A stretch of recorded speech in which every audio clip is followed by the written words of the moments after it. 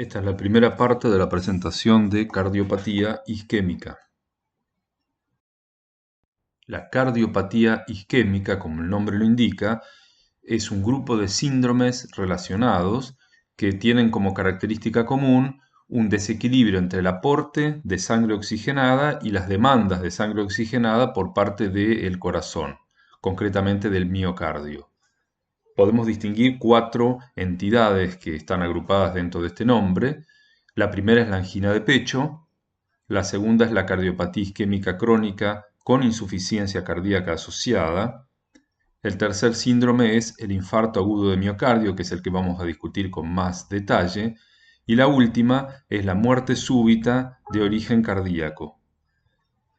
Hay que hacer notar que más del 90% de los procesos de cardiopatía isquémica se deben a aterosclerosis, o sea, placas ateroscleróticas en las arterias coronarias.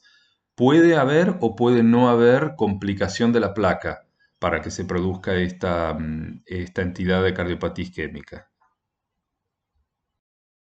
Y si estamos hablando que hay un desequilibrio entre la oferta de sangre oxigenada y la demanda por parte del miocardio, hay que repasar mínimamente cómo es la perfusión del músculo cardíaco.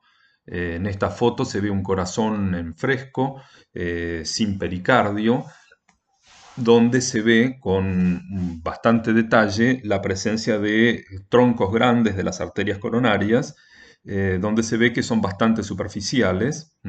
Después vamos a ver que las ramas que perfunden el miocardio son penetrantes, o sea, entran a partir de estos troncos superficiales hacia el interior del músculo cardíaco. No lo vamos a ver con el detalle anatómico que corresponde si estamos estudiando concretamente la circulación coronaria, lo vamos a ver más que todo desde un punto de vista funcional.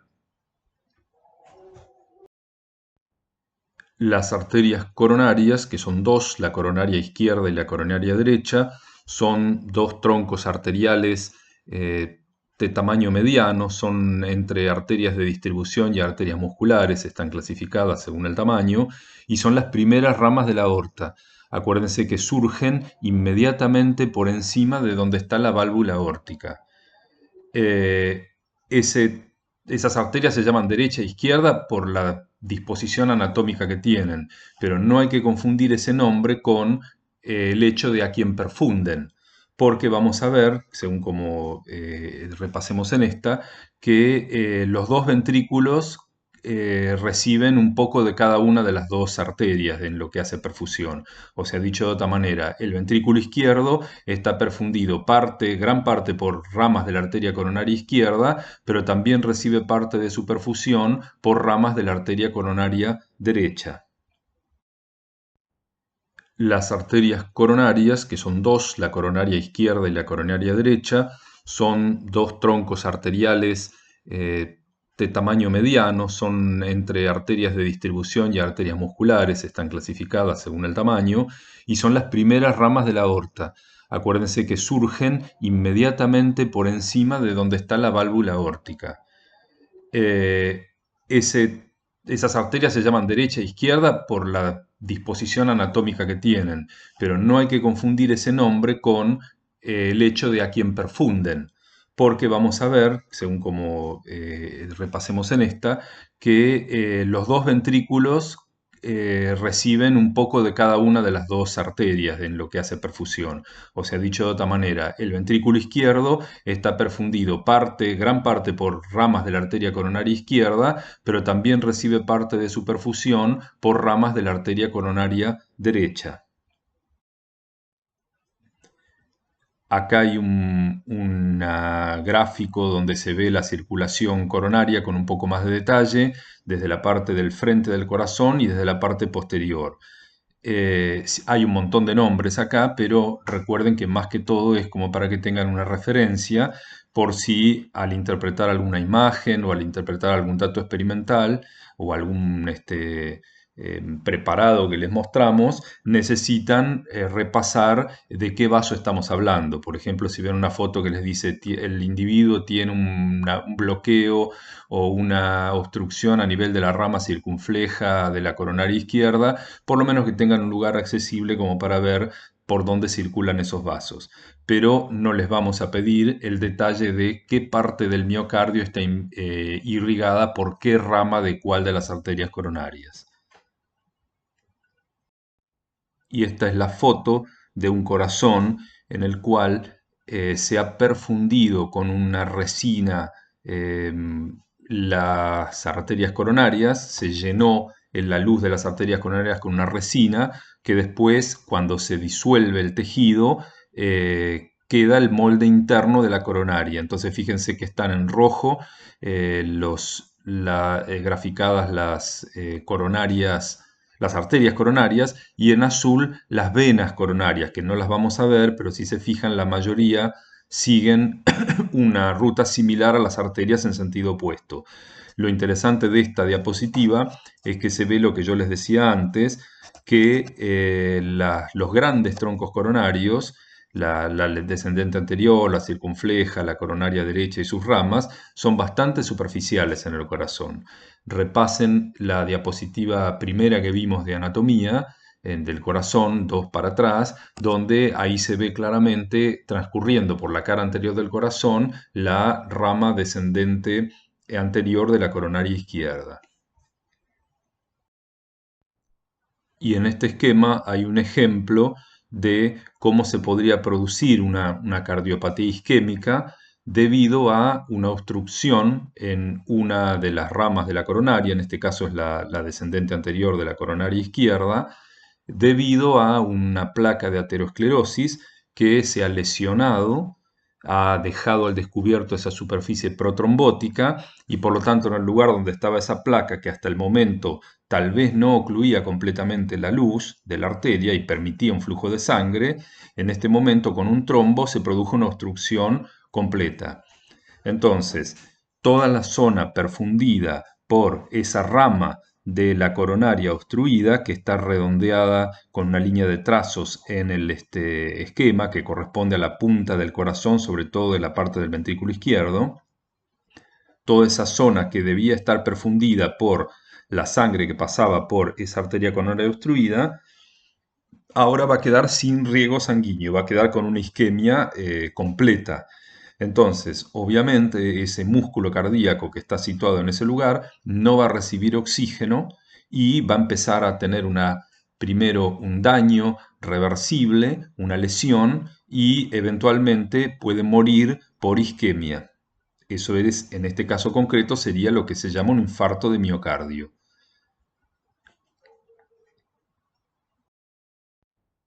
Dijimos entonces que la cardiopatía isquémica es un término que abarca diversos síndromes, algunos más benignos que otros.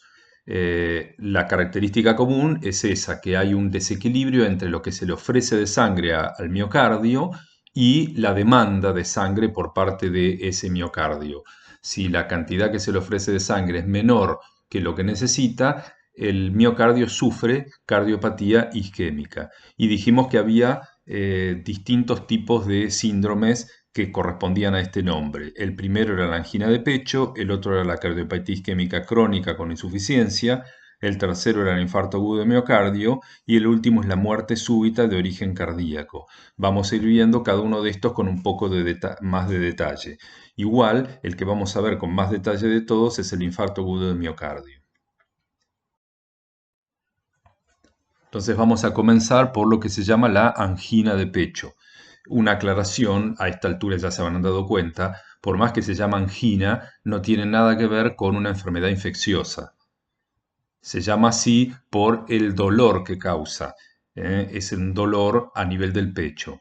Entonces se define así a una crisis pasajera, o sea que es temporaria, de dolor torácico, subesternal, o sea que se siente por debajo de donde está el esternón, causada por una isquemia miocárdica transitoria que dura hasta aproximadamente 15 minutos. El límite es un poco difuso porque depende de cuánto vive el tejido cardíaco sin oxígeno.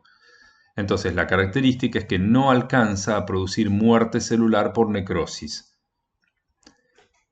Esto se diferencia de entonces el infarto de miocardio, que vamos a ver después. O sea, la característica importante de la angina de pecho es que no hay muerte celular.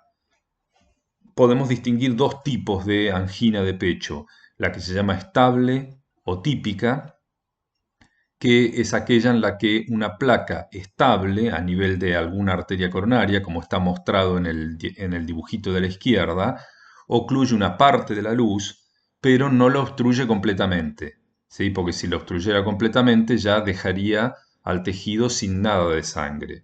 Entonces, la idea es que la cantidad de luz que queda en esa arteria alcanza a suplir las demandas de ese miocardio cuando el miocardio está en una actividad no demasiado importante, por ejemplo, cuando el individuo está en reposo.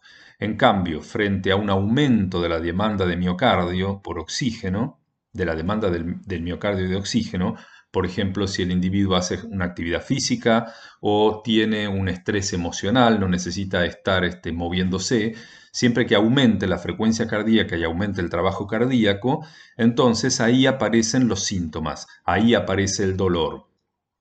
Por eso decimos que el dolor es transitorio.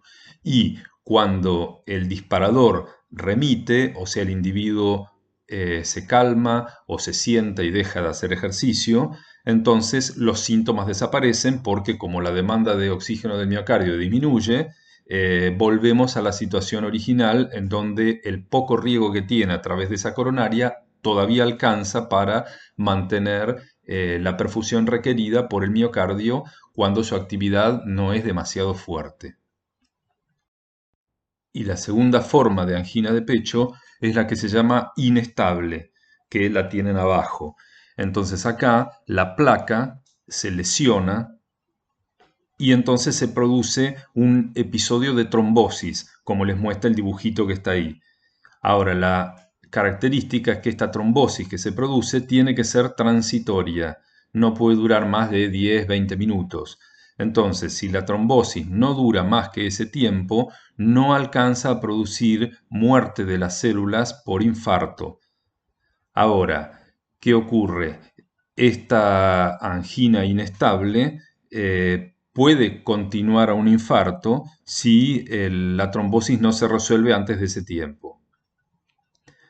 La característica de esta angina inestable es que la sintomatología, el dolor, puede aparecer tras algún esfuerzo mínimo, por ejemplo un ejercicio muy liviano o caminar, o incluso en reposo. Esa es la diferencia con la angina estableotípica.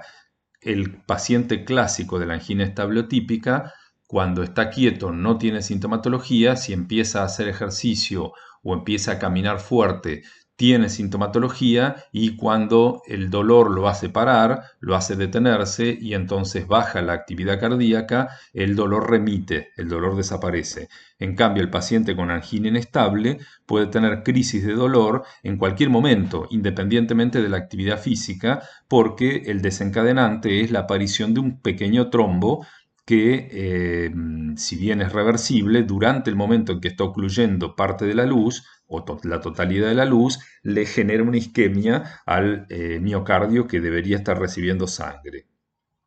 Esta angina inestable se llama así inestable justamente porque es raro que ocurra una sola vez. Estos procesos de trombosis y de disolución del trombo suelen repetirse y van a tener en general una duración y una frecuencia cada vez mayor.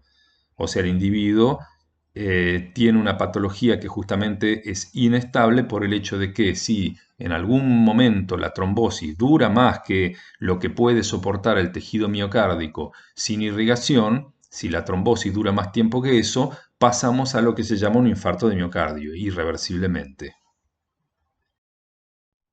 Y un buen ejemplo de lo que es la angina de pecho es lo que le sucedió al pobre Homero, que ya lo vimos en otras presentaciones, que tenía todos los boletos comprados para padecer aterosclerosis. Acuérdense, sexo masculino, dislipemia porque tiene un peso exagerado, sedentarismo, bueno, edad avanzada.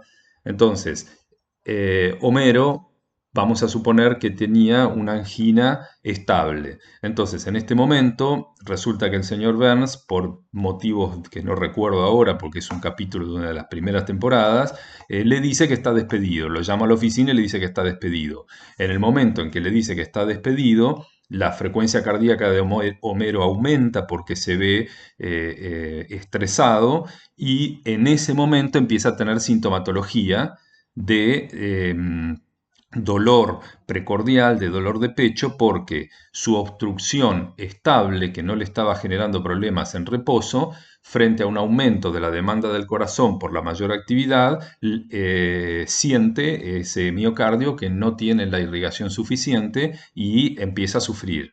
Ahora, en el momento en que el señor Burns, tampoco recuerdo por qué, decide recontratarlo, decirle que bueno, que no está despedido, y la amenaza remite, se calma, ¿sí? Y se le van los síntomas.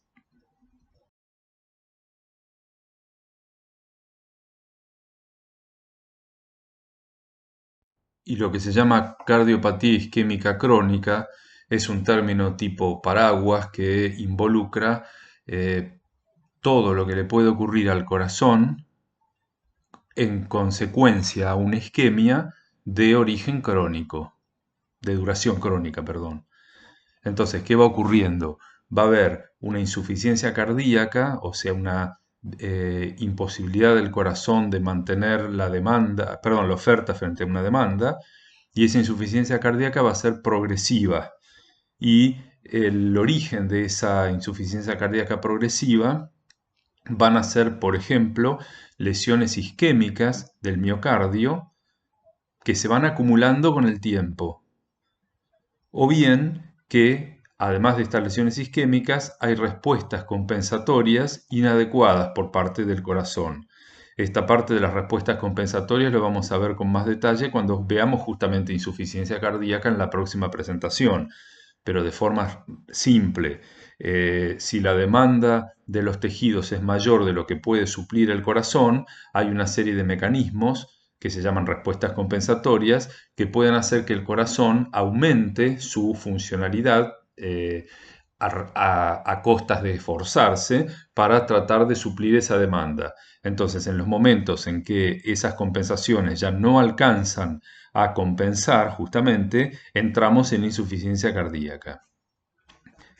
El paciente con cardiopatía isquémica crónica puede haber llegado a eso a través de varios caminos. Entonces pueden ser pacientes que ya han tenido un infarto agudo de miocardio y han sobrevivido y ya llevan esa lesión en el corazón que les genera ya una insuficiencia, o son pacientes que han tenido o tienen crisis anginosas, o que sea que tienen alguna placa estable o inestable que en forma repetida les genera problemas de isquemia, o son pacientes que han padecido una lesión de miocardio que es paulatina, o sea, se va acumulando lentamente con el tiempo, que puede ser silenciosa, que a lo mejor no le dio una sintomatología porque las lesiones son pequeñas, pero la acumulación progresiva de esas lesiones en algún momento desencadena esta insuficiencia cardíaca.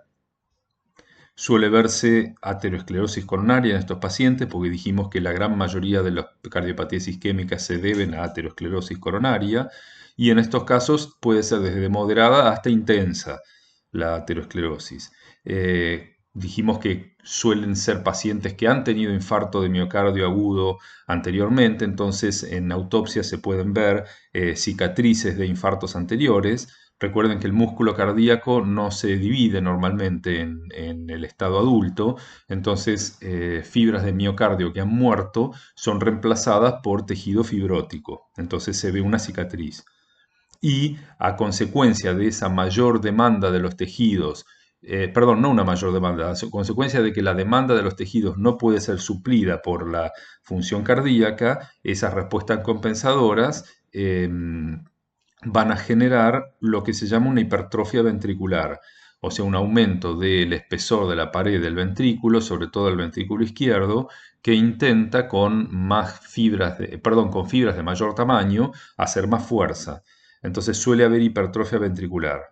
Y en el momento en que esa hipertrofia, que es una respuesta compensadora, no alcanza a compensar las fallas de bomba que tiene el corazón, ahí aparece la insuficiencia. El tercero de estos síndromes es el infarto agudo de miocardio.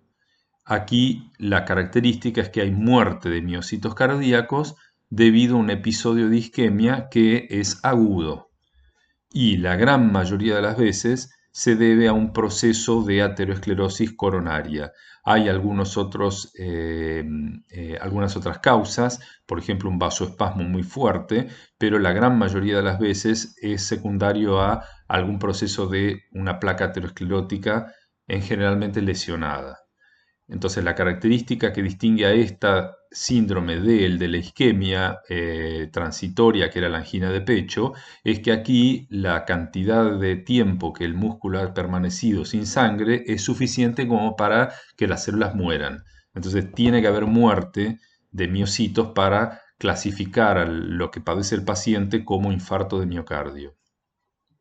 Hay una serie de etapas en la progresión.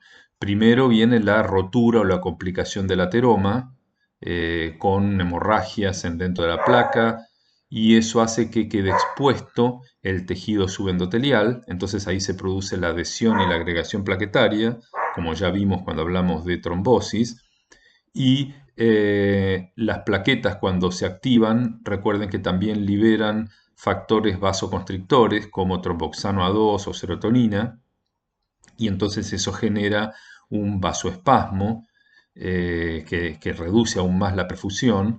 Ese vasoespasmo se complica más porque también hay factores que vienen de otro lado por la circulación que producen vasoconstricción. Por ejemplo, catecolaminas, adrenalina. Si el paciente se pone nervioso, ansioso porque siente dolor, va a aumentar la liberación de catecolaminas y eso va a empeorar el vasoespasmo. Y por último, en ese lugar donde se ha producido la lesión de la placa, se forma un trombo. Y ese trombo generalmente obstruye totalmente la luz vascular. Entonces, ¿qué ocurre? Hay una isquemia importante y si esa isquemia dura más que 20 minutos en promedio, las células tienen una lesión irreversible y mueren por necrosis isquémica. Y eso es lo que se llama infarto. Y el último de los síndromes corresponde al que se llama muerte súbita de origen cardíaco. Se define como muerte súbita a una muerte inesperada, en este caso de origen cardíaco, que presenta o no presenta síntomas, o sea, puede ser silenciosa, y tiene que ocurrir, si presenta síntomas, entre más o menos una hora hasta dentro de las 24 horas de la aparición de la sintomatología. La mayoría de las veces proviene de un infarto agudo de miocardio tan extenso que compromete mucho la función de bomba y el paciente no puede mantener una presión arterial adecuada y sufre un colapso cardiovascular y muere. Generalmente en estos casos en el corazón aparece también una arritmia ventricular mortal, por ejemplo la fibrilación ventricular, que vamos a ver cuando veamos arritmia, que determina que aún la porción de músculo cardíaco que todavía está viva no pueda contraerse adecuadamente y por lo tanto falla completamente la bomba cardíaca. Como dijimos hoy, la gran mayoría de los pacientes, del 80 al 90% de las víctimas estas de muerte súbita de origen cardíaco, tienen una aterosclerosis coronaria intensa.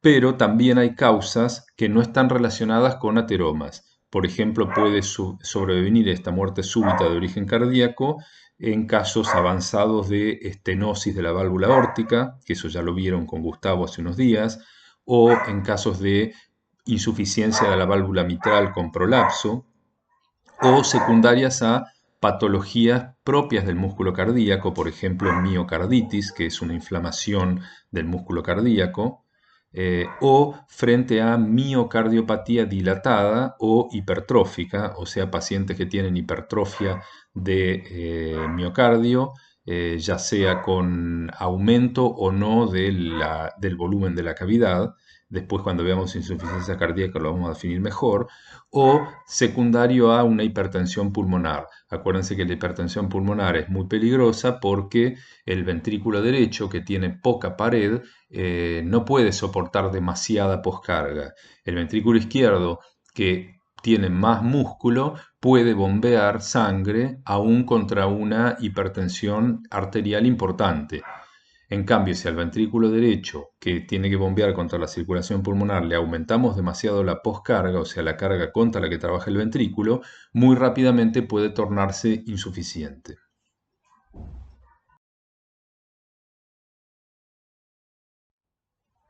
Este cuadro resume lo que estuvimos diciendo. Entonces, partimos de un paciente que tiene una enfermedad arterial coronaria, probablemente aterosclerosis, que es el que dijimos que es la mayoría de los casos. Entonces, si se produce, miren el punto número 1, un episodio de isquemia de miocardio, tenemos diversos resultados que puede producir eso. Por ejemplo, si la isquemia es transitoria, volvemos a un individuo que no tiene isquemia, estamos en el caso de una angina estable. En cambio, si en el número 2 esa isquemia miocárdica va acompañada de una trombosis, depende de si se resuelve antes de que se muera el músculo cardíaco o no, va a ser el resultado. Si esa trombosis se resuelve antes de 10, 15, 20 minutos, estamos ante una angina inestable, donde no alcanzó a haber muerte de tejido cardíaco por infarto. En cambio, si la trombosis dura más tiempo, vamos al punto 3 y tenemos una isquemia de mayor gravedad y mayor duración. Ahí depende de la extensión del daño. De ahí vamos a infarto de miocardio, que es el número 4, donde ya hay pérdida de músculo cardíaco, hay muerte de células por necrosis isquémica. Y tenemos dos caminos. Si el individuo sobrevive ese infarto de miocardio, porque se resuelve la crisis y la cantidad de tejido dañado no es tanta que haga que la bomba falle completamente. Si ese individuo sobrevive, vamos al punto 6, va a tener una serie de mecanismos de compensación de ese infarto, va a haber tejido cicatrizal que reemplace a las células muertas, puede haber remodelación ventricular, o sea, cambio de la forma del ventrículo orientado a tener una mayor funcionalidad, y va a haber hipertrofia con dilatación del músculo que ha quedado vivo. Entonces, ese paciente progresivamente puede ir hacia una cardiopatía isquémica crónica a medida que se va empeorando su insuficiencia. Ahora, si volvemos al punto 4, si el infarto de miocardio es masivo y hace que se pierda la función de bomba, sobre todo el ventrículo izquierdo, eso por el punto 5 puede desembocar en la muerte súbita de origen cardíaco. Ahora, a la cardiopatía isquémica crónica también podemos llegar por el camino 7. Fíjense arriba en isquemia de miocardio. Si la isquemia de miocardio es progresiva, lenta y sin que tenga sintomatología, sin pasar por anginas inestables o por crisis de infarto, esa cardiopatía isquémica que se va produciendo crónicamente, bueno, desemboca justamente en una cardiopatía isquémica crónica. Y esa cardiopatía isquémica crónica, mientras le permita al individuo mantener una perfusión de los tejidos adecuada, el individuo puede seguir con vida. En cambio, cuando esa cardiopatía isquémica crónica hace que ocurra una insuficiencia cardíaca muy fuerte, el individuo puede progresar a lo que se llama muerte súbita de origen cardíaco. También lo podemos ver en función de qué es lo que le está ocurriendo a la arteria coronaria. Entonces, miren arriba, tenemos una arteria coronaria normal que paulatinamente va sufriendo un proceso de aterosclerosis. Pasamos a el punto número 2, donde hay una placa aterosclerótica que no obstruye completamente la luz, o sea que deja una zona por la cual todavía puede circular sangre, y en ese caso Si tenemos un aumento de la demanda de oxígeno por parte del miocardio, el individuo puede ser que tenga una angina típica, como dijimos recién. Si la porción de miocardio servido por esa coronaria que tiene una obstrucción fija, estable, eh, determina que frente al aumento de demanda no pueda suplir con más sangre, entonces el individuo va a tener una angina típica. Esa angina típica en algún momento se puede transformar en una angina tipo inestable si se rompe la placa, como vemos ahí en el número 3, y se produce un trombo que depende del grado de extensión y de la duración, puede ser una crisis tipo angina inestable, como está mostrado en el número 4, o si ese trombo parcialmente oclusivo se mantiene más tiempo, puede generar un infarto pequeño, un infarto que no involucre todo el espesor de la pared del corazón, o si el trombo es más grande y es completamente oclusivo y dura más que esos 20 minutos, va a producir un infarto agudo de miocardio de mayor gravedad que puede desencadenar en una muerte súbita. Entonces, los procesos en donde la placa se rompe y genera trombosis, ya sea trombosis de poca o de gran duración, le llamamos síndromes coronarios agudos. En cambio, los otros, los que son producidos por la placa estable, no se llaman agudos. Fíjense que a partir de la obstrucción coronaria fija que teníamos al principio en el número 2, podemos ir hacia una obstrucción coronaria fija de tipo grave a medida que la placa va creciendo y va obstruyendo cada vez más la luz de la arteria coronaria. Entonces esa es la progresión desde una obstrucción fija que genera angina típica a una obstrucción fija que genera cardiopatía isquémica crónica, donde ya podemos desembocar en una insuficiencia.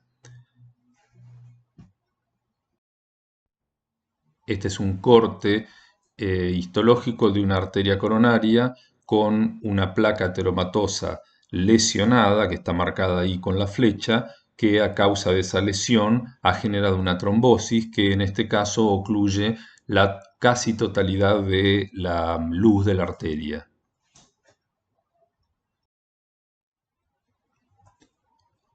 Recordemos que esa aterosclerosis coronaria se podía explorar con cateterismo. Recuerden que esto es un proceso que es riesgoso, o sea que se tiene que evaluar costo-beneficio si es necesario hacerlo, y la mayoría de las veces cuando se hace el cateterismo coronario, además del diagnóstico se está buscando también hacer una intervención como para poder aliviar la placa. Entonces se entra con un catéter por alguna arteria grande, por ejemplo la arteria humeral o en este caso una arteria femoral y después hacia la ilíaca, y se sube con el catéter por la aorta en sentido contrario al que circula la sangre, y el catéter, fíjense en el dibujo de la derecha, gira el callado de la aorta y llega hasta justo la parte superior de la válvula aórtica, donde está el nacimiento de las arterias coronarias. Y ahí el catéter se lo hace entrar por la luz de la arteria coronaria que se quiere estudiar. Se libera entonces adentro de la arteria coronaria que está cateterizada ese líquido radio opaco que cuando se lo observa con rayos X, como es radio opaco, se ve de color negro. Entonces lo normal es que quede toda la luz de la arteria coronaria y sus ramas teñida de ese color negro cuando se hace la imagen. Entonces arriba se ve una imagen normal, no tienen necesidad de interpretarlo ustedes, pero tengan una idea de cómo se ve. Y ahí tienen marcadas las ramas de la coronaria izquierda, que en este caso está siendo cateterizada. Fíjense, arriba está la rama principal, después abajo a la izquierda se ve la circunfleja, que es la parte de la parte posterior del corazón, y en la parte superior del gráfico, perdón, de la imagen, se ve la descendente anterior. sin demasiado detalle anatómico, fíjense que en las demás se pueden ver procesos patológicos. Por ejemplo, en la de abajo a la izquierda, marcado con una flecha, claramente se ve una zona de una rama de la arteria coronaria que tiene una luz muy disminuida. Ven que está estrechado la luz en ese sitio. Recuerden que lo que estamos viendo es la luz de la arteria, no la pared. Entonces, cuando el líquido radiopaco encuentra que la luz está más estrecha, pinta una zona más pequeña del el diámetro de la arteria. Bueno, con gran probabilidad eso sea debido a una placa que en ese lugar está obstruyendo parcialmente la luz. Y en el de la derecha, abajo, se ve un aneurisma. Ven ahí como un globo formado en la pared de la arteria coronaria. En esta angiografía se ve marcado con una flecha una estenosis bastante importante en la rama de la coronaria descendente anterior. Fíjense que a la derecha tienen una representación esquemática de las arterias que estamos viendo, como para guiarse en la posición que tienen en el corazón. Eh, Fíjense que la rama circunfleja, que se ve que atraviesa la imagen desde la parte superior a la inferior, en realidad corresponde a la parte, a la cara posterior del corazón. Lo que pasa es que como la imagen de rayos X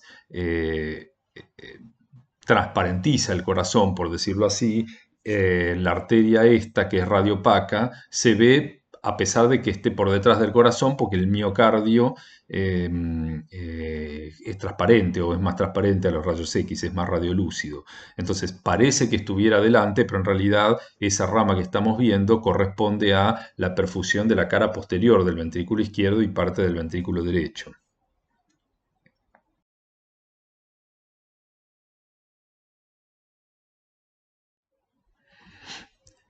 Aquí se puede ver la comparación de una imagen de tomografía con la imagen de la angiografía en el mismo paciente. Fíjense que están marcados con una flecha roja los sitios donde hay obstrucción de la arteria coronaria debido a un ateroma.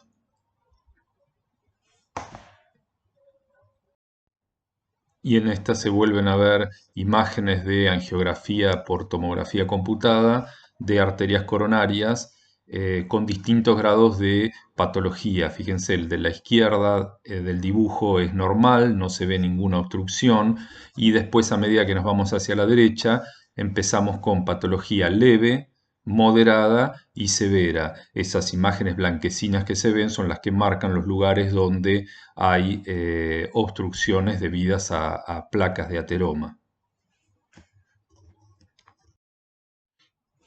Esa obstrucción producida por el ateroma se puede tratar con técnicas que involucran cateterismo. Entonces, muchas veces con el mismo catéter que se usa para hacer el diagnóstico, ya se tiene preparado una solución si se encuentra la obstrucción.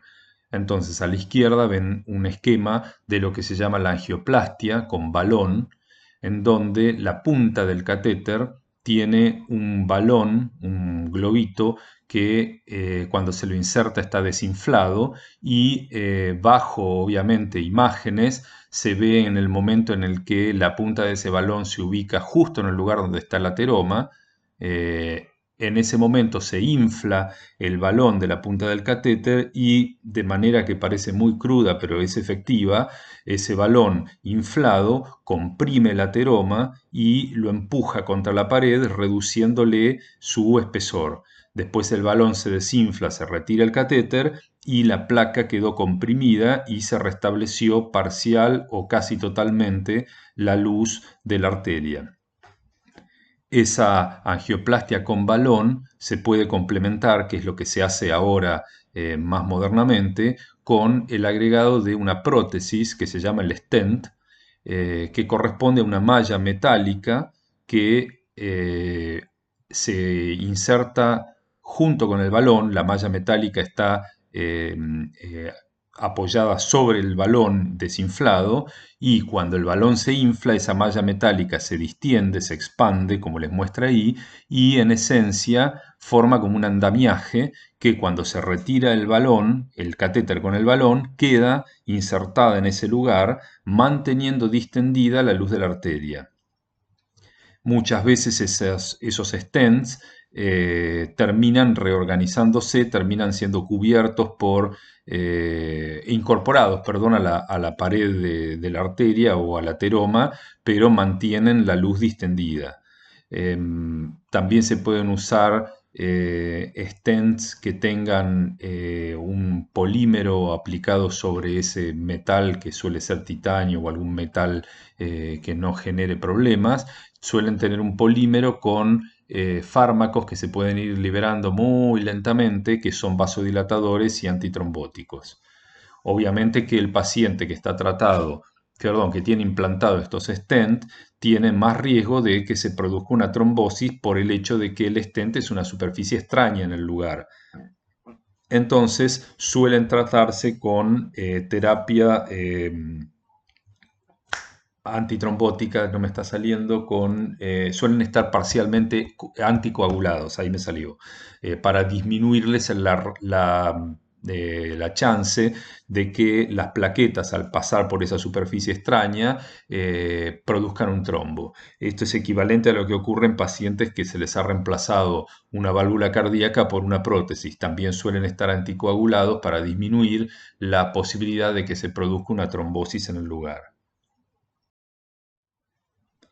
Y la última de las técnicas para tratar la aterosclerosis coronaria, es la más antigua pero que se sigue usando, es la que se llama la revascularización por puentes o clásicamente conocida como cirugía de bypass, que es la que le realizó el doctor Nick Riviera a Homero después de que tuvo esas crisis anginosas que eventualmente desembocaron en un diagnóstico de una aterosclerosis masiva. Em, Esta técnica consiste en reperfundir el miocardio por debajo de la obstrucción, o sea, en forma más distal a la obstrucción. Fíjense el esquemita que está a la izquierda. Entonces, miren la parte de la izquierda del dibujo, donde la coronaria derecha tiene una obstrucción severa. Entonces, ¿qué se busca? Darle a la sangre una ruta alternativa. Se obtiene del mismo paciente, se retira la vena safena de la pierna, que es una vena larga y gruesa que hay en la pierna. La circulación de la pierna, la circulación venosa de la pierna tiene varias ramas, o sea que el paciente puede seguir viviendo con venas alternativas, aunque no tenga esa vena safena. Entonces se le retira la vena safena al paciente y se la sutura con un extremo proximal, se la sutura a, por ejemplo, la aorta, como se ve ahí, y en el extremo distal se la sutura en la coronaria por debajo de la obstrucción, o sea, en forma más distal a la obstrucción. O sea que la sangre que ahora no podía pasar o que pasaba con mucha dificultad por el sitio de la obstrucción, puede llegar a la porción post-obstrucción a través de la ruta alternativa, a través de esa ruta de bypass, de ese atajo. La otra técnica consiste en usar un puente de arteria mamaria, que es una arteria que está perfundiendo parte de los músculos y de la pared anterior del tórax. Entonces es una rama finalmente local de la aorta que se puede cortar en la parte distal, como está mostrado ahí, y suturar directamente después de la obstrucción, haciendo más o menos lo mismo que el anterior, dándole una ruta alternativa a la sangre. La ventaja del puente de la arteria mamaria es que la parte proximal no se cortó, o sea que esa arteria sigue naciendo de las ramas de la aorta que venían naciendo en la anatomía normal. A su vez, el puente de arteria mamaria es mejor por el hecho de que es una arteria, que es un vaso que está acostumbrado a tener valores de presión altos. En cambio, la vena safena es un vaso que estaba en una zona de la circulación que estaba acostumbrada a presiones bajas. Entonces no es lo mismo ponerlo ahora en un lugar donde los valores de presión son altos. Normalmente se hacen varios de estos puentes en el mismo acto quirúrgico porque es muy raro que el paciente tenga aterosclerosis solo en un lugar. La diferencia con la cirugía con stent es que esto obviamente es más invasivo, pero funcionan bien y tienen una buena tasa de recuperación. Puede ocurrir que estos puentes se obstruyan, entonces puede ser que ocurra lo que se llama la restenosis de esos puentes y que haya que repetir la operación. Y también se pueden combinar cirugía de revascularización con cirugía de implantación de stent. Eso dependerá de las características de cada paciente.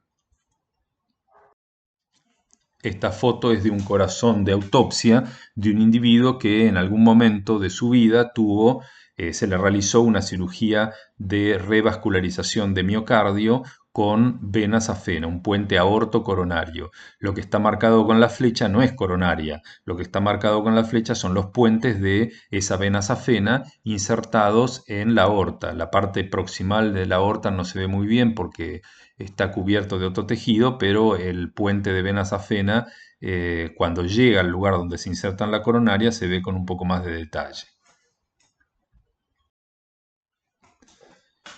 Y esto no tiene que ver con la parte de infarto o de cardiopatía isquémica, pero como para recordarles que con cateterismo también se pueden solucionar otros problemas cardíacos, además de la aterosclerosis coronaria.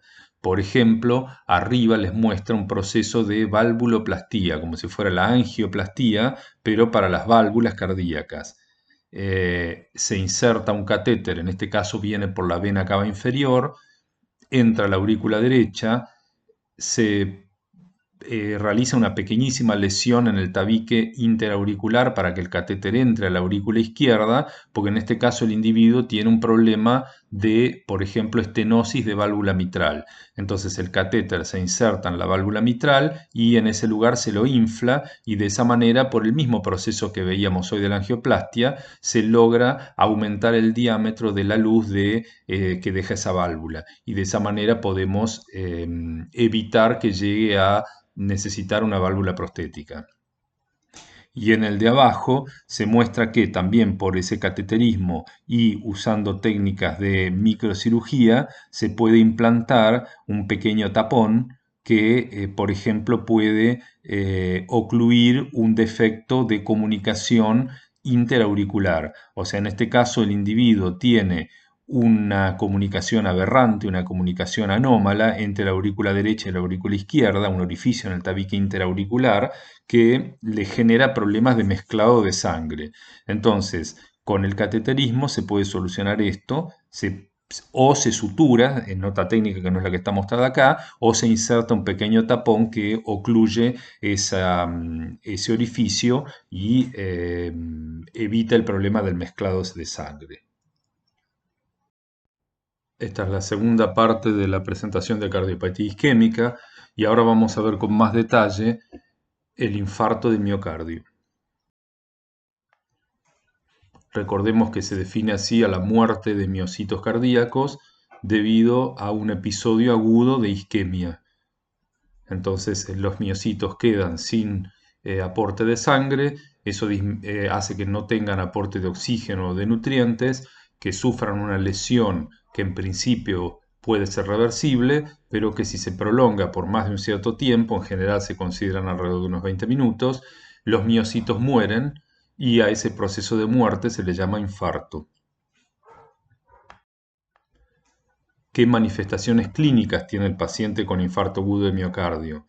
Bueno, lo típico es que tenga dolor, que puede ser bastante intenso, que se define como retroesternal, o sea que se siente como por debajo del esternón, o precordial intenso. Precordial porque la zona donde está el corazón se llama el precordio, donde se siente en realidad el dolor se llama el precordio. Y ese dolor a veces se puede irradiar a otras zonas más alejadas, por ejemplo al brazo, sobre todo el brazo derecho, o al cuello, la parte inferior de la mandíbula. Eso es lo que se llama dolor referido, que ahora vamos a entender qué quiere decir. Ahora es importante notar que hay algunos casos en los cuales el dolor puede estar ausente, que se llaman infartos silentes. Esos infartos silentes son típicos, por ejemplo, en personas muy ancianas o personas que tienen algún problema de neuropatía sensitiva. Si están afectados los nervios sensitivos, puede ser que el dolor sea muy pequeño o inexistente. En el ejemplo que yo les puse de la historia clínica, el primero de los ejemplos, si no me acuerdo mal, correspondía a un individuo anciano internado en un instituto geriátrico. Bueno, tenía todos los síntomas del infarto, salvo la parte de dolor. ¿Por qué duele el brazo? ¿Por qué duele la mandíbula? Eso es lo que se llama dolor referido. Hay diversas teorías para explicarlo, pero la más aceptada corresponde a lo que está dibujado a la derecha. La idea es que el individuo tiene rutas sensitivas que convergen a partir desde la periferia hacia la médula espinal y de ahí al cerebro, a la corteza sensitiva, y que las rutas sensitivas que vienen de, por ejemplo, el miocardio, como está marcado ahí con el número 1, llegan a nivel de la médula espinal a hacer sinapsis con las mismas neuronas que reciben sinapsis de las neuronas sensitivas de, por ejemplo, zonas de la piel, como está marcado con el número 2. Ciertas zonas puntuales de la piel, como está marcado con el 2.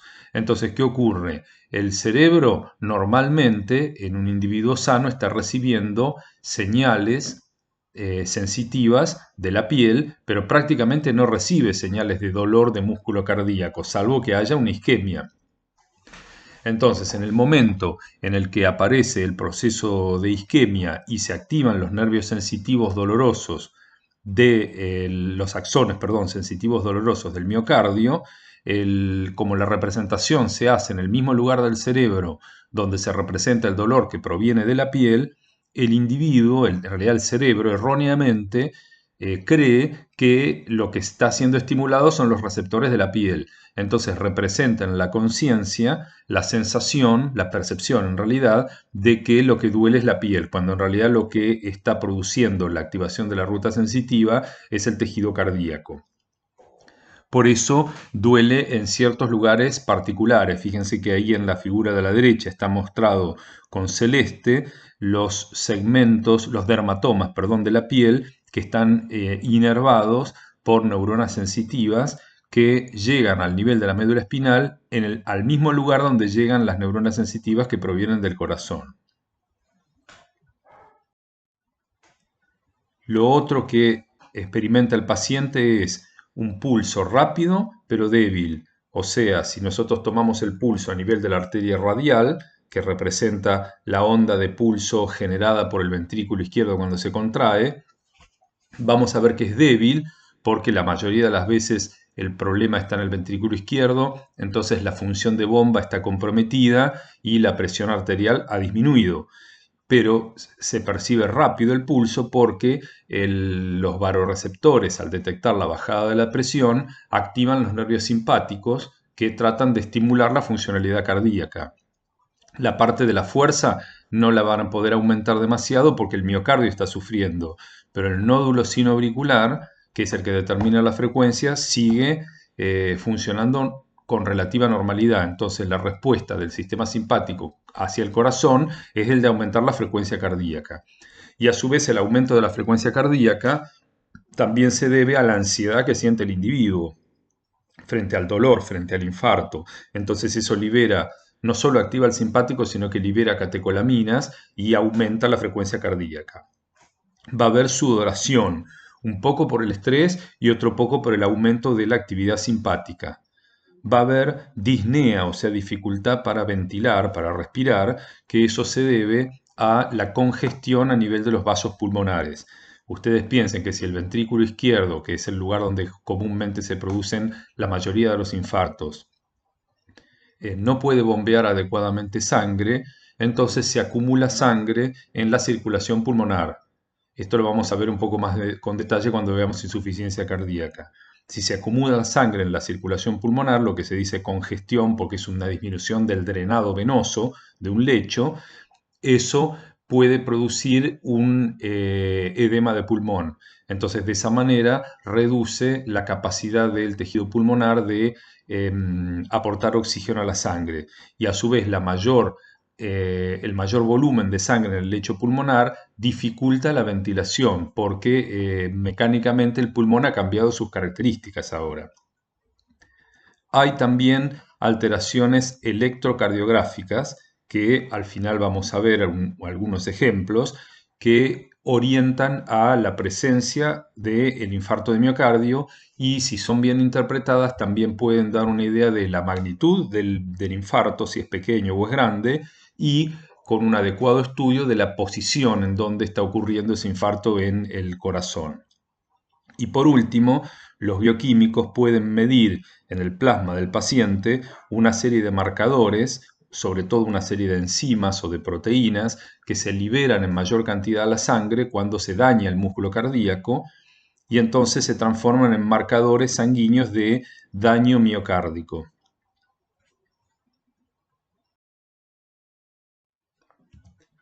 ¿Qué complicaciones tiene el paciente con infarto de miocardio?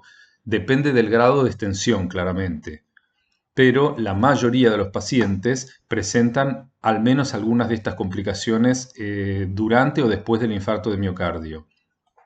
Pueden tener trastornos de la función contráctil, entonces si la cantidad de tejido cardíaco afectado es grande, va a haber una insuficiencia ventricular, el ventrículo no va a poder bombear adecuadamente la sangre porque parte del músculo de su pared está muerto o está sufriendo lesiones, aunque no sean letales, si está lesionado le baja la contractilidad y eso genera una disminución de la presión, sobre todo de la presión arterial.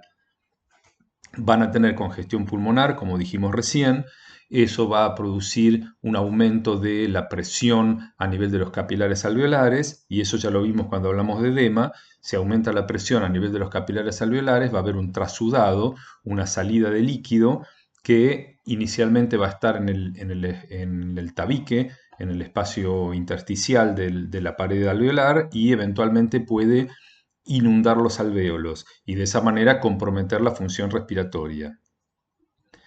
Si el infarto de miocardio es más grave y compromete por lo menos más del 40% del ventrículo izquierdo, entonces hay directamente una falla de bomba y el paciente no puede mantener ni siquiera un valor mínimo de presión arterial compatible con la conciencia y entra en lo que se llama un shock o un colapso cardiovascular, que en este caso, como fue generado por un problema cardíaco, se llama shock o colapso cardiovascular cardiogénico. Los pacientes con infarto pueden tener diversos tipos de arritmias. Esto lo vamos a ver en otra clase, pero para decirlo rápido, una arritmia es una alteración en la generación o en la conducción del impulso eléctrico en el corazón. Puede ser que haya taquicardia, o sea, un aumento de la frecuencia cardíaca, o incluso puede haber bradicardia si el tejido que conduce el estímulo eléctrico está afectado y de esa manera el latido cardíaco no se produce con la frecuencia que corresponde.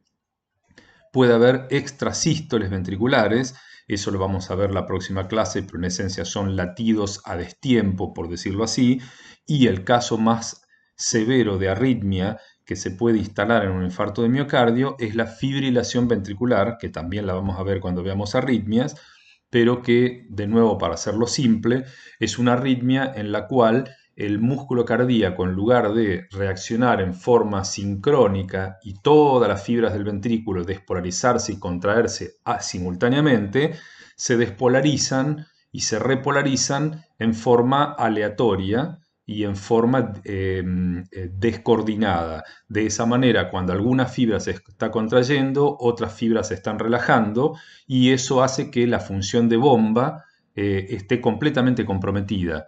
Entonces el ventrículo, en lugar de reducir su luz, cuando se contrae, porque todas las fibras se contraen a la vez, es como que tiembla y no podemos producir la compresión de la sangre por la reducción del volumen de la cavidad que ocurre durante la contracción con la expulsión de la sangre hacia la aorta. Por eso se llama asistolia, que no hay sístole. Y eventualmente puede ocurrir rotura de miocardio si el tejido afectado es grande, extenso y se compromete toda la pared, se puede romper la pared del corazón. Se puede extender al ventrículo derecho. ¿Por qué se dice extender? Y porque normalmente los infartos involucran al ventrículo izquierdo, entonces puede agregarse un infarto de ventrículo derecho. Puede ocurrir una trombosis mural, o sea, una trombosis dentro de alguna de las cavidades cardíacas. Eso se produce sobre todo por la estasis de la sangre dentro del ventrículo que no se contrae. O se puede extender el infarto a zonas sanas que todavía no han muerto, que están lesionadas reversiblemente, pero que si continúa el tiempo de isquemia van a sufrir infarto. La gran mayoría de las veces, esto ya lo repetimos, más o menos el 90% de los casos de infarto de miocardio se debe a la trombosis de una placa aterosclerótica. Aunque hay por lo menos un 10% de casos en los que el infarto se debe a otro tipo de mecanismos. Por ejemplo, un vasoespasmo, o sea, una contracción vascular de las coronarias muy intensa y prolongada, o, esto es raro también, una embolia, o sea, un émbolo que proviene de algún otro sitio alejado de la coronaria. Recuerden que estos son émbolos que se tienen que producir desde la circulación pulmonar en adelante. Entonces, por ejemplo, en la luz de la aurícula izquierda, o se puede producir en los casos de endocarditis vegetante. O incluso puede haber algunos infartos de miocardio en donde se ignore la causa. Esto es más raro, pero puede ocurrir que lo examinan al individuo y no ven signos angiográficos de obstrucción y sin embargo tiene o tuvo un infarto de miocardio. Estadísticamente se sabe que más del 90% de los infartos agudos de miocardio afectan al menos algo del ventrículo izquierdo. Son muy, muy raros los infartos agudos de miocardio que sean puros de ventrículo derecho. O sea que prácticamente siempre el infarto involucra el ventrículo izquierdo, aunque haya empezado en el ventrículo derecho y se haya extendido al izquierdo. ¿Por qué es esto? Por lo que dijimos de la circulación coronaria, porque tanto la coronaria izquierda como la coronaria derecha perfunden parte del ventrículo izquierdo. Entonces, aunque la obstrucción sea en la coronaria derecha, va a estar afectado el ventrículo derecho, pero también se va a afectar al menos alguna parte del ventrículo izquierdo. Y a su vez es una cuestión de cuál es la frecuencia de lugares donde aparecen ateromas. Entonces, si se fijan ahí, hay unos porcentajes aproximados, porque estos son datos tipo epidemiológicos, que les muestra que por lo menos la mitad de las veces la coronaria obstruida es la rama descendente anterior de la coronaria izquierda. Entonces eso es netamente ventrículo izquierdo. Después viene en frecuencia del 30 al 40% de los casos que está obstruida la coronaria derecha, que dijimos que como perfunde la parte posterior del ventrículo izquierdo, también va a verse afectado entonces parte del ventrículo izquierdo. Y por último, del 15 al 20% de los casos, son obstrucciones en la circunfleja, que era la que giraba y perfundía parte de la cara posterior del ventrículo izquierdo. Repito que ustedes no tienen que acordarse toda la distribución de las arterias coronarias ni qué pedazo de arteria o arteria perfunde cada parte del corazón, pero tengan una idea entonces de que el ventrículo izquierdo está perfundido por ramas de la coronaria izquierda y ramas de la coronaria derecha. Y después que les suenen los nombres, por ejemplo, descendente anterior o circunfleja. Entonces acá hay mostrados algunos ejemplos.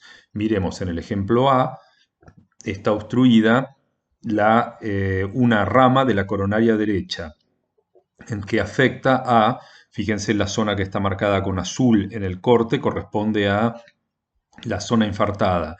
Entonces se ve que se afecta parte del tabique interventricular, que en realidad ya pertenece a los dos ventrículos, o sea que este infarto ya es del derecho y del izquierdo, y una parte de la cara posterior del ventrículo derecho y una parte de la cara posterior del ventrículo izquierdo.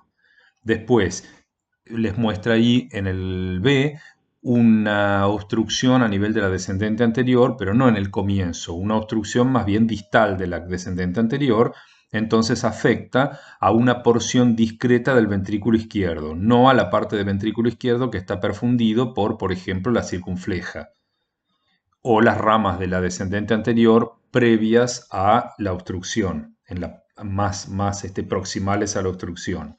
O en el dibujito de la derecha, en el C, les muestra cuando se obstruye una rama de la arteria circunfleja izquierda. Entonces ahí se afecta, por ejemplo, la cara lateral izquierda del ventrículo izquierdo. Entonces, la idea es que la dimensión de la zona infartada depende de el vaso obstruido.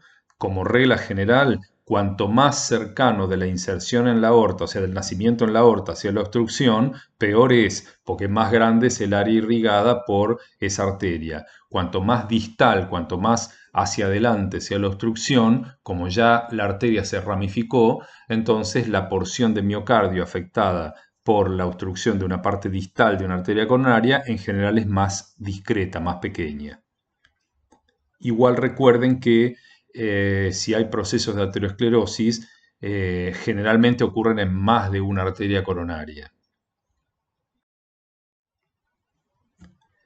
Esto es muy técnico, pero como para que tengan una idea de la terminología. Ustedes no necesitan acordarse todos estos datos, pero tener una idea de que según la extensión del infarto podemos definirlo como transmural si la parte de necrosis, o sea, la muerte de tejido, involucra todo o casi todo el espesor de la pared ventricular, o lo definimos como subendocárdico si la zona infartada afecta hasta un tercio o hasta la mitad del espesor de la pared ventricular, o sea que no se extiende a toda el espesor de la pared.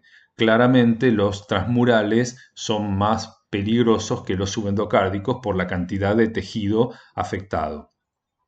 Después, si quieren, lean un poco el machete ese que yo armé al costado, pero tengan una idea, aunque sea de los nombres transmural y subendocárdico. Acá está representado eso que dijimos en una figura.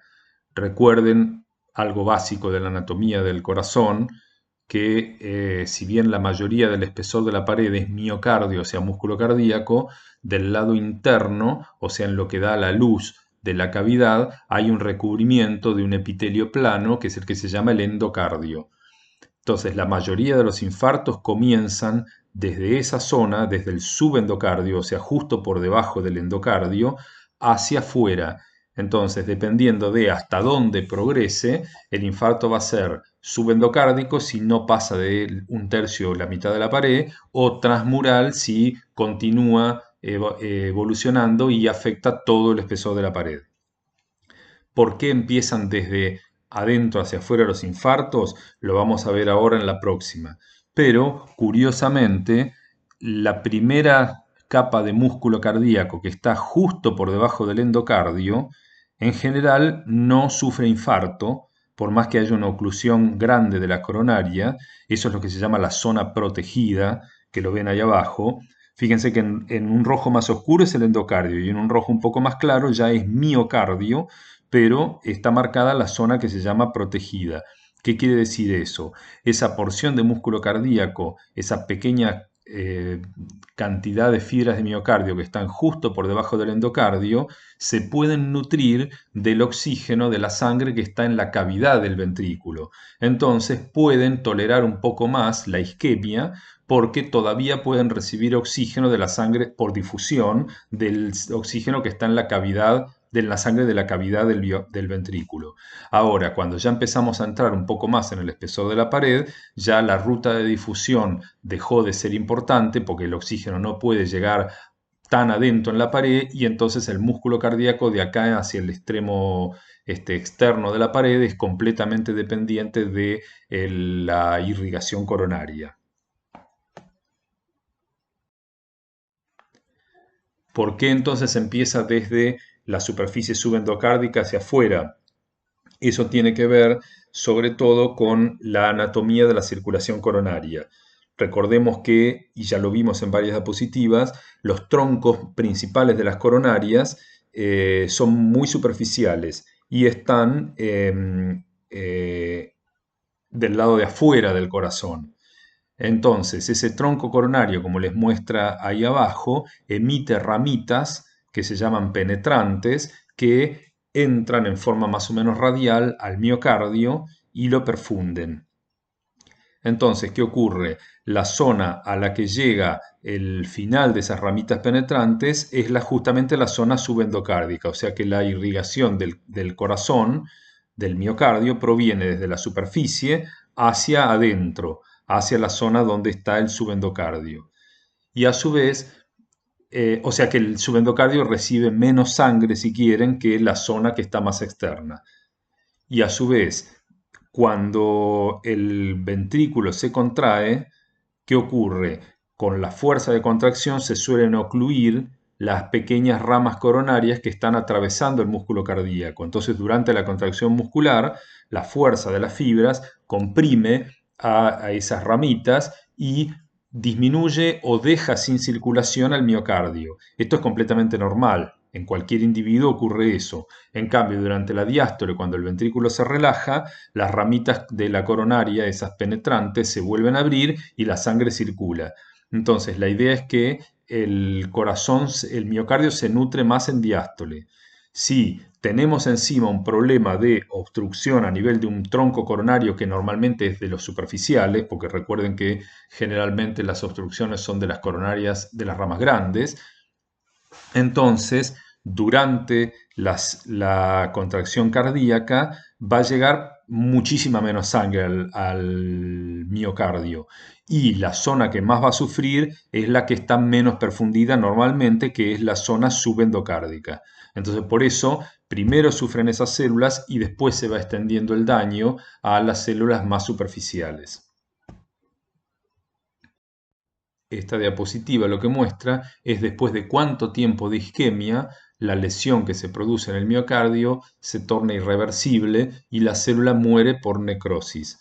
Se considera que la célula de miocardio aguanta sin irrigación más o menos hasta unos 20, 30, 40 minutos como mucho. Vamos a poner 20 minutos como el número promedio más citado en todas las diapositivas que hemos visto. Entonces, la idea es que si la falta de irrigación es menor a 20 minutos y se restituye la irrigación después de ese tiempo, el tejido no muere. Entonces, por eso podíamos tener, por ejemplo, una angina inestable. Si la irrigación se reponía antes de esos 20 minutos, se formaba un pequeño trombo y empezaba a haber lesión y dolor. Pero si se reperfundía ese tejido antes de esos 20 minutos, la lesión sufrida por las células era de tipo reversible y se podían recuperar. Si pasamos esa barrera de más o menos los 20-25 minutos, la lesión ya es irrecuperable. Por más que vuelva a aparecer sangre, el tejido ya murió.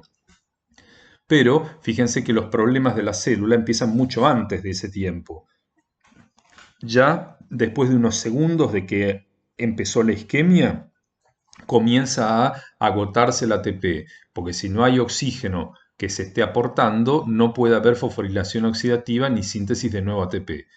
Ya más o menos alrededor del minuto, minuto y medio, 2 minutos como mucho, la célula perdió contractilidad.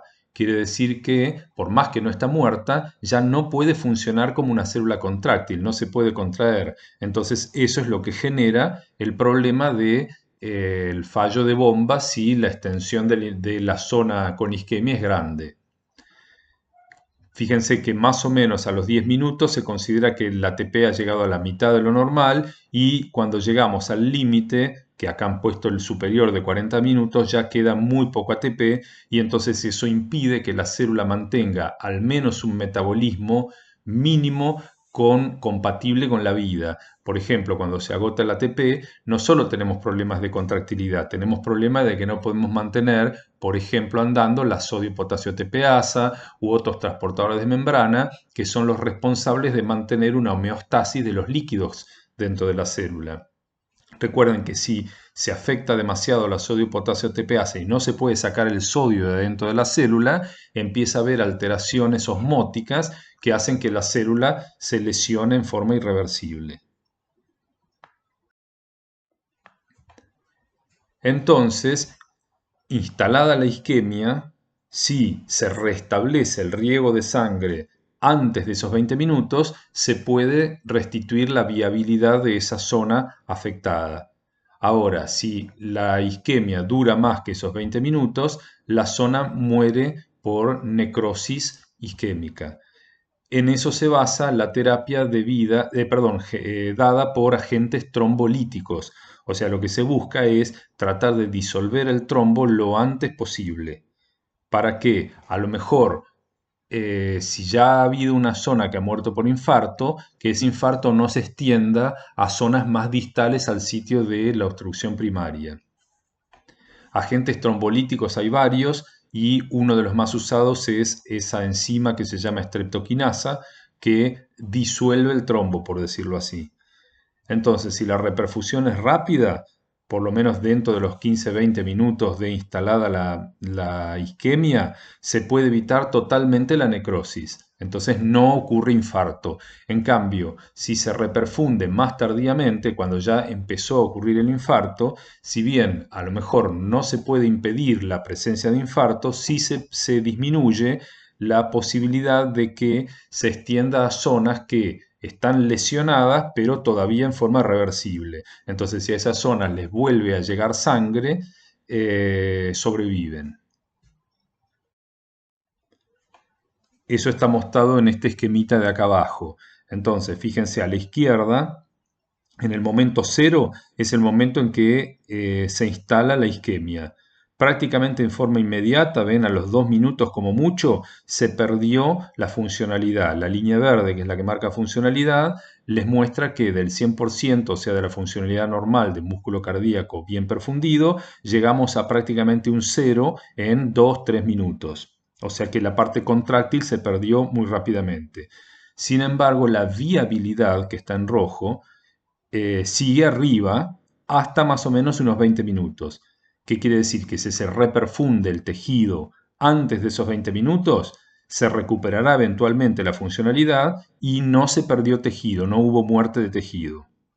En cambio, si pasamos el límite de los 20 minutos, empieza a morir tejido. Fíjese que la viabilidad empieza a caer con una pendiente no tan rápida como la funcionalidad, pero inexorable. Si no hay reperfusión, empieza a morir cada vez más músculo cardíaco. Entonces la pendiente, perdón, la curva va cada vez más hacia abajo. En cambio, si se restablece el flujo en un momento, podemos conservar la viabilidad de las zonas que todavía no han muerto por infarto. Entonces fíjense ahí que se vuelve una línea horizontal y eventualmente volverá la funcionalidad. Fíjense que la vuelta de la funcionalidad, cuando hay reperfusión, no es instantánea. No vuelve rápidamente en 2 o 3 minutos, sino que vuelve a veces después de varios días. Eso es lo que se llama disfunción ventricular post-isquémica. La idea, por decirlo rápidamente, es que el miocardio que se reperfundió y no murió, a pesar de no haber muerto, queda con funcionalidad reducida y que la va recuperando lentamente. Eso es lo que se llama miocardio atontado. Es como que quedó medio tonto después de la isquemia y por lo tanto le toma unos días recuperar su funcionalidad. Y a su vez, fíjense que hay una marquita ahí que les dice lesión por reperfusión. Vean que la viabilidad, la curva de viabilidad no vuelve a ser horizontal exactamente en el momento en que se restablece el flujo.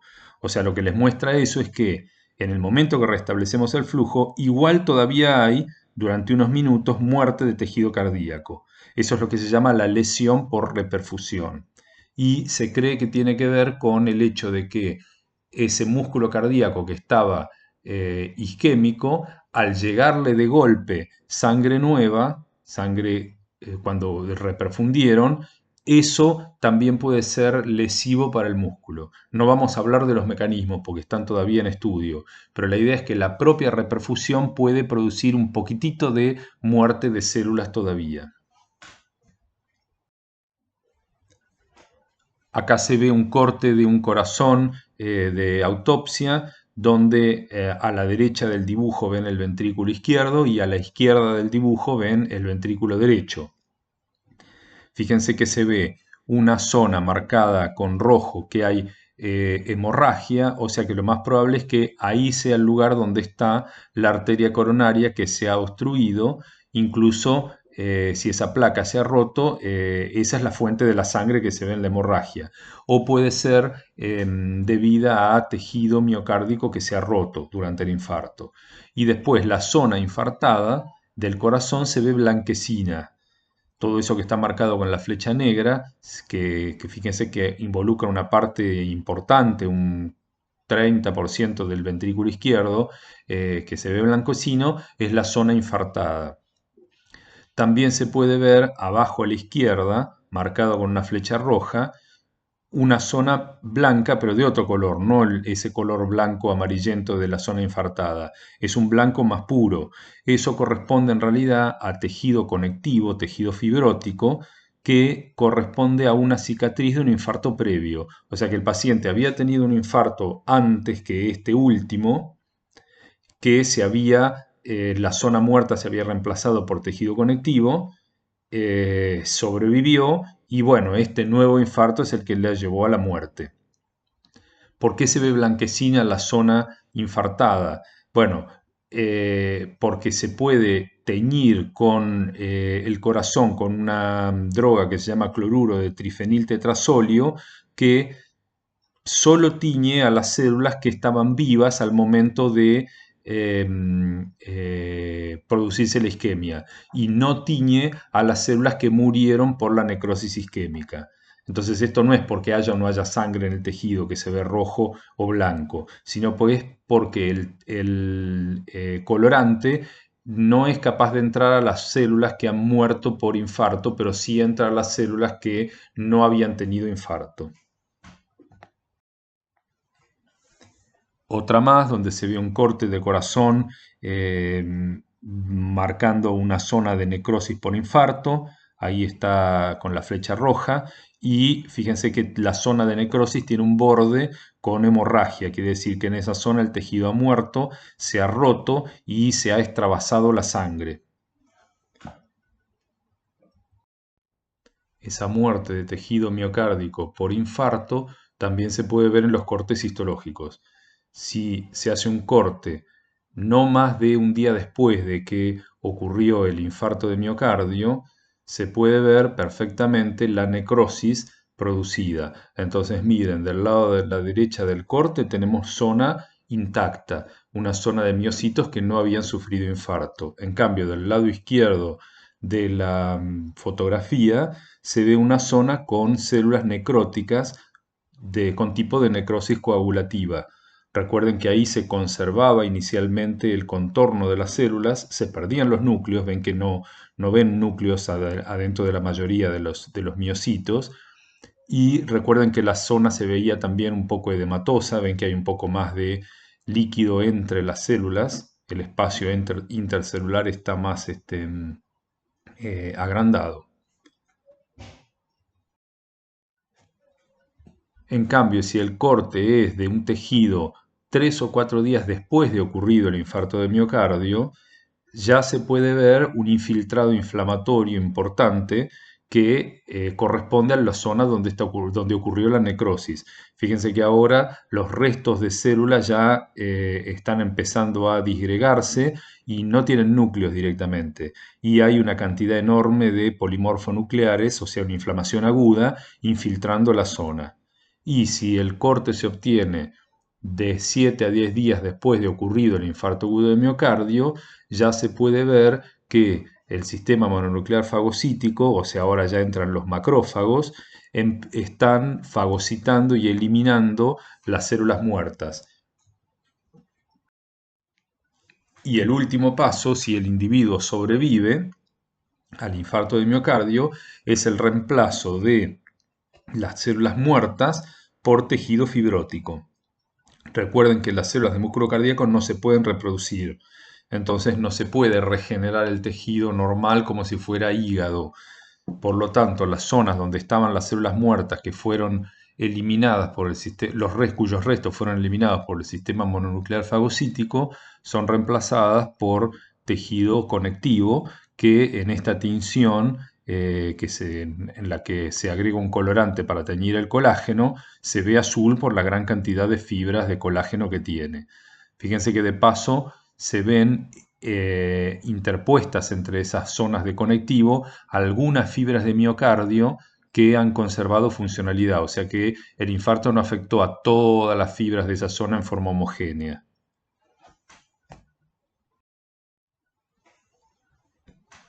Los marcadores bioquímicos de infarto de miocardio son, dijimos, enzimas o proteínas que se liberan desde el músculo cardíaco hacia la sangre en mayor cantidad cuando las células mueren.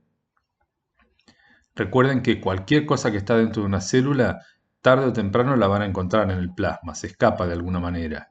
Pero en este caso lo que quiero decir es que cuando las células de miocardio sufren la muerte por necrosis, liberan en mayor cantidad estos componentes intracelulares.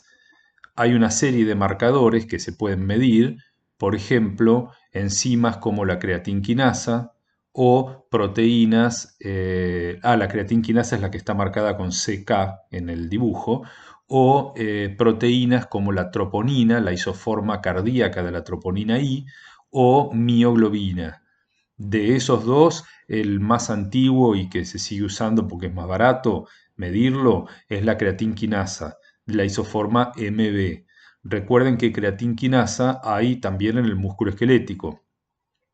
Y hay dos isoformas, la que se llama MM, que es la mayoría, más o menos el 99% de la creatinquinasa del músculo esquelético, y la isoforma que se llama MB, que en el músculo esquelético es muy escasa, pero que en el miocardio corresponde a más o menos el 30% del total de la creatinquinasa que hay. O sea que el miocardio tiene MM, pero tiene un 30% de MB.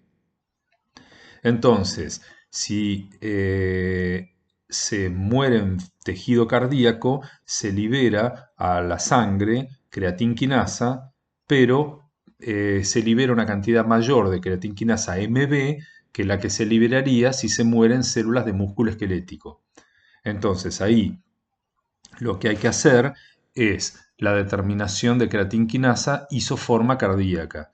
Si se determina la creatinquinasa total, que incluye las dos isoformas, la MM y la MB, ahí no podemos saber si la lesión es de músculo cardíaco o de músculo esquelético, que también libera creatinquinasa cuando se rompe. Pero si determinamos la isoforma específica cardíaca, que es la MB, entonces, si del número total del valor total de creatinquinasa en la sangre, más de un 5% es de la isoforma MB, entonces decimos que hubo daño de células de miocardio.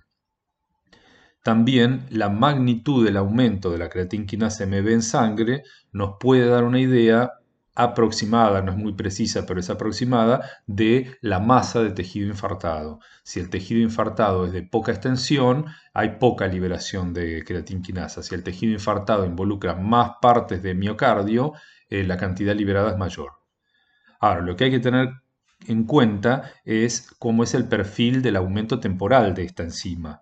No aumenta en forma instantánea. Entonces, fíjense el dibujo de la derecha que les dice concentración relativa de la enzima, por ejemplo, de la creatinquinasa, que es la que está en ese color amarillo-naranja, en función de horas después del comienzo de dolor. Se asume que cuando comienza el dolor es el comienzo del infarto. Entonces fíjense que el pico en sangre, o sea, la máxima concentración en sangre, recién se produce más o menos 20-24 horas después del inicio del infarto. O sea que si yo le tomo sangre al paciente en el momento en que está sufriendo el infarto de miocardio, no voy a ver todavía un aumento importante de creatinquinasa. Y la prueba puede dar negativa. Recién se va a poder determinar si hubo o no hubo un infarto de miocardio más o menos a las 20-24 horas. Esto sirve para confirmar, porque si el paciente tiene dolor pero no ha sufrido infarto, no va a haber aumento de creatinquinasa MB. Si el paciente tiene dolor y sufre un infarto, a las 20 horas más o menos voy a ver ese pico de creatinquinasa MB. La otra proteína que se puede medir es la isoforma cardíaca de la troponina I, que es la que está marcada en violeta en el gráfico. Fíjense que también tiene un pico más o menos en el mismo momento que la creatinquinasa, o sea, después de las 20 horas de iniciado el proceso, pero la ventaja que tiene la medida de troponina es que es muchísimo más sensible que la medida de creatinquinasa. El problema es que es más caro la determinación de troponina que la determinación de creatinquinasa.